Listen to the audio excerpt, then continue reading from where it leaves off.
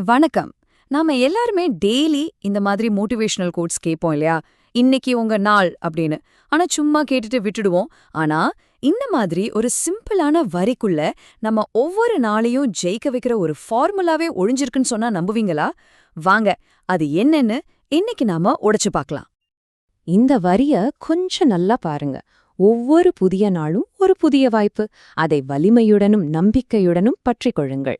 இது வெறும் வார்த்தைங்க இல்ல, இது ஒரு கம்ப்ளீட் மென்டல் மாடல். வாங்க, இதுல இருக்கிற ஒவ்வொரு பீஸையும் தனித்தனியா எடுத்து அனலைஸ் பண்ணுவோம்.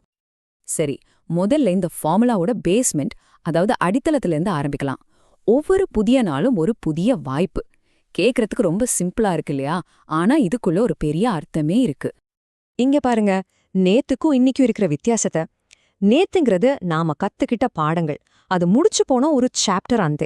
அதை மாத்த முடியாது. ஆனா இன்னைக்கு ஒரு ஃப்ரெஷ்ஷான, எழுதப்படாத ஒரு பக்கம் மாதிரி. அதுல என்ன வேணா நடக்கலாம். அந்த பக்கத்துல என்ன எழுதணும்னு முடிவு பண்ண போறது நீங்க தான். அப்போ புதிய வாய்ப்புனா உண்மையிலே என்ன அர்த்தம்? நேத்து ஜெயிச்சோங்கிற கர்வமும் இல்ல, நேத்து தோத்துட்டோங்கிற பாரமும் இல்ல. அது ரெண்டையும் தள்ளி வச்சுட்டு ஒவ்வொரு காலையும் நேத்தோட நிழல் எதுவுமே இல்லாத ஒரு புது முடிவெடுக்கிற ஒரு சான்ஸ்.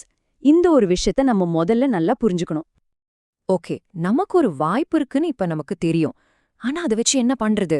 சும்மா பார்த்துட்டே இருந்தா போதுமா? அங்கதான் அடுத்த பகுதி வருது. போய் அத பிடி. இது ஒரு ஐடியா மட்டும் இல்ல, இது ஒரு டைரக்ட் கால் டு ஆக்ஷன். சரி, ஒரு வாய்ப்பை பிடிக்கிறதுனா எப்படின்னு கேக்குறீங்களா?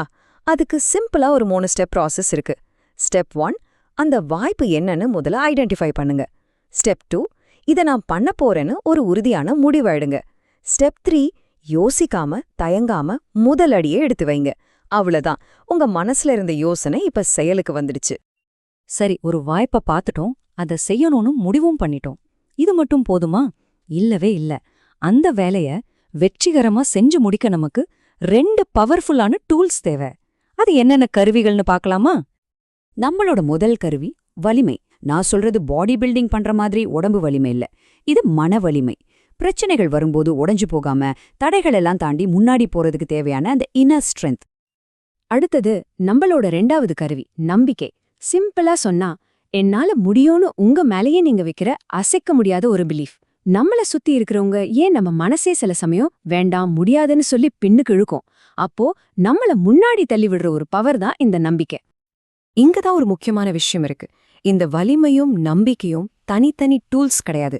இது ரெண்டும் ஒன்னா சேரும்போதுதான் மேஜிக்கே நடக்கும். ஒரு செயலை ஆரம்பிக்கிறதுக்கு உங்களுக்கு வலிமை தைரியம் கொடுக்கும். ஆனா அந்த பயணத்தை பாதியில விடாம கடைசி வரைக்கும் கொண்டு போய் முடிக்கிறதுக்கு நம்பிக்கை தேவை. இது ரெண்டுமே நம்ம ஒவ்வொரு நாளும் பிராக்டிஸ் பண்ணி வளர்த்துக்க வேண்டிய ஸ்கில்ஸ். சரி, இப்போ நாம தனித்தனியா பார்த்த இந்த எல்லா பீஸையும் ஒன்னா சேர்த்து இந்த முழு ஃபார்முலாவும் எப்படி ஒர்க் ஆகுதுன்னு பார்க்கலாம். இப்போ இந்த வரிய மறுபடியும் ஒரு தடவை பாருங்க. ஒவ்வொரு புதிய நாளும் ஒரு புதிய வாய்ப்பு. அதை வலிமையுடனும் நம்பிக்கையுடனும் பற்றிக் கொள்ளுங்கள். இப்போ உங்களுக்கு புரியுதா? இதுல இருக்கிற ஒவ்வொரு வார்த்தைக்கும் எவ்வளவு பெரிய அர்த்தம், எவ்வளவு பவர் இருக்குன்னு. இது வெறும் கோட் இல்ல, இது ஒரு ஆக்ஷன் பிளான். அப்ப நாம என்ன கத்துக்கிட்டோம்? இந்த சிம்பிளான ஒரு வரி உண்மையிலே ஒரு பிராக்டிக்கலான ஃபார்முலா. புது நாள் உங்களுக்கு ஒரு சான்ஸ் கொடுக்குது. நீங்க அத உங்க ஆக்ஷன் மூலியமா பிடிக்கிறீங்க. அந்த ஆக்ஷனை உங்க வலிமையும் நம்பிக்கையும் சேர்ந்து வழிநடத்துது.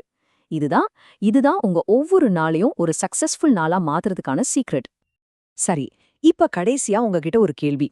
உங்களுடைய எந்த புதிய நாள் ஏற்கனவே ஆரம்பிச்சிடுச்சு. இந்த ஃபார்முலாவை யூஸ் பண்ணி இன்னைக்கு நீங்க முதல்ல பிடிக்க போற அந்த வாய்ப்பு எது? யோசிங்க. யோசிச்சா மட்டும் பத்தாது, செயல்படுங்க.